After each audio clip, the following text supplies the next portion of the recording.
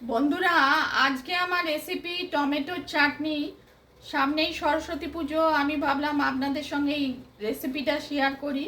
প্রথমে টমেটোগুলো ছোট ছোট টুকরো করে কেটে নিলাম। তারপর মিডিয়াম হাই ফ্লেমে সর্ষের তেল গরম করে পাঁচ ফোড়ন তেজপাতা ফোড়ন দিয়ে টমেটোগুলোকে দিলাম। নেড়ে চেড়ে একটু নুন দিলাম।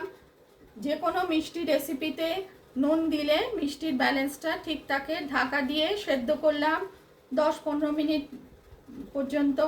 তারপর সেদ্ধ হলে তারপর চিনি দিলাম প্রয়োজন মতো। আবার 10 মিনিট ঢাকা দিয়ে সেদ্ধ করলাম। সেদ্ধ হলে তৈরি হলো টমেটোর চাটনি। আর শেষে কাজু কিশমিশ দিয়ে গার্নিশ করলাম। এতে একটু খেজুরও দিয়েছিলাম টেস্টটা ভালোর জন্যে। রেসিপি পছন্দ হলে লাইক করবেন, চ্যানেলটিকে সাবস্ক্রাইব করার অনুরোধ রইল। টেস্টি টমেটোর চাটনি।